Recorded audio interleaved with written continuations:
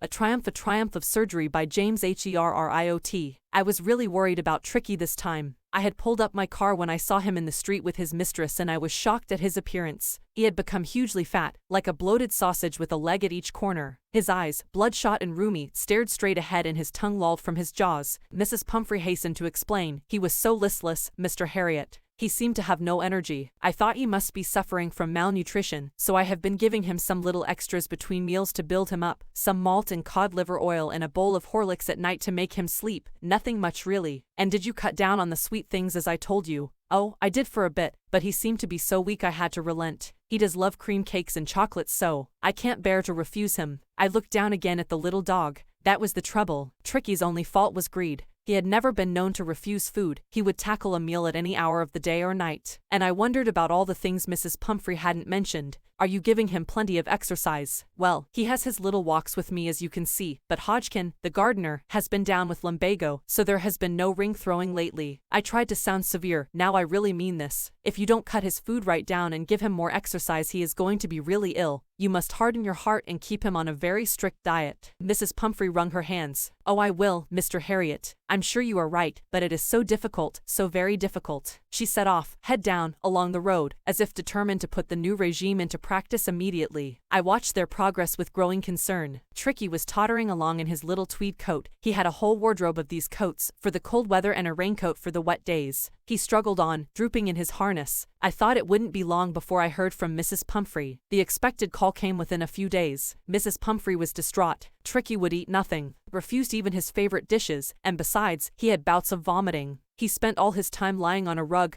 panting, didn't want to go for walks, didn't want to do anything. I had made my plans in advance. The only way was to get Tricky out of the house for a period. I suggested that he be hospitalized for about a fortnight to be kept under observation. The poor lady almost swooned. She was sure he would pine and die if he did not see her every day. But I took a firm line. Tricky was very ill and this was the only way to save him. In fact, I thought it best to take him without delay and, followed by Mrs. Pumphrey's wailings, I marched out to the car carrying the little dog wrapped in a blanket. The entire staff was roused and maids rushed in and out bringing his day bed, his night bed, favorite cushions, toys and rubber rings, breakfast bowl, lunch bowl, supper bowl. Realizing that my car would never hold all the stuff, I started to drive away. As I moved off, Mrs. Pumphrey, with a despairing cry, threw an armful of the little coats through the window. I looked in the mirror before I turned the corner of the drive. Everybody was in tears. Out on the road, I glanced down at the pathetic little animal gasping on the seat by my side. I patted the head and Tricky made a brave effort to wag his tail. Poor old lad, I said. You haven't a kick in you but I think I know a cure for you. At the surgery, the household dogs surged round me. Tricky looked down at the noisy pack with dull eyes and, when put down, lay motionless on the carpet. The other dogs, after sniffing round him for a few seconds, decided he was an uninteresting object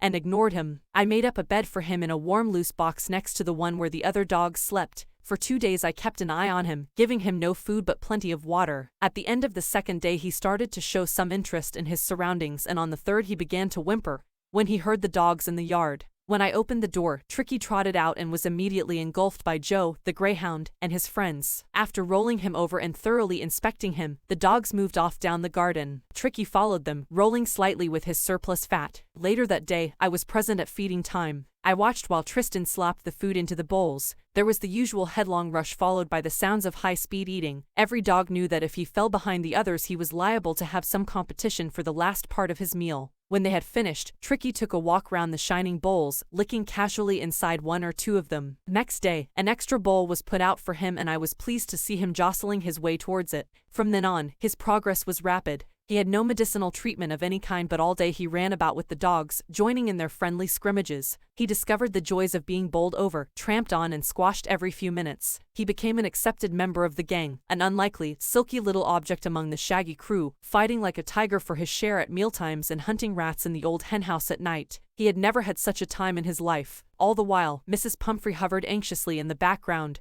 ringing a dozen times a day for the latest bulletins. I dodged the questions about whether his cushions were being turned regularly or his correct coat worn according to the weather, but I was able to tell her that the little fellow was out of danger and convalescing rapidly. The word convalescing seemed to do something to Mrs. Pumphrey. She started to bring round fresh eggs, 2 dozen at a time, to build up Tricky's strength. For a happy period my partners and I had 2 eggs each for breakfast, but when the bottles of wine began to arrive, the real possibilities of the situation began to dawn on the household. It was to enrich Tricky's blood. Lunch became a ceremonial occasion with 2 glasses of wine before and several during the meal. We could hardly believe it when the brandy came to put a final edge on Tricky's constitution. For a few nights the fine spirit was rolled around, inhaled and reverently drunk. They were days of deep content, starting well with the extra egg in the morning, improved and sustained by the midday wine and finishing luxuriously round the fire with the brandy. It was a temptation to keep Tricky on as a permanent guest, but I knew Mrs. Pumphrey was suffering and after a fortnight, felt compelled to phone and tell her that the little dog had recovered and was awaiting collection. Within minutes, about 30 feet of gleaming black metal drew up outside the surgery. The chauffeur opened the door and I could just make out the figure of Mrs. Pumphrey almost lost in the interior. Her hands were tightly clasped in front of her, her lips trembled.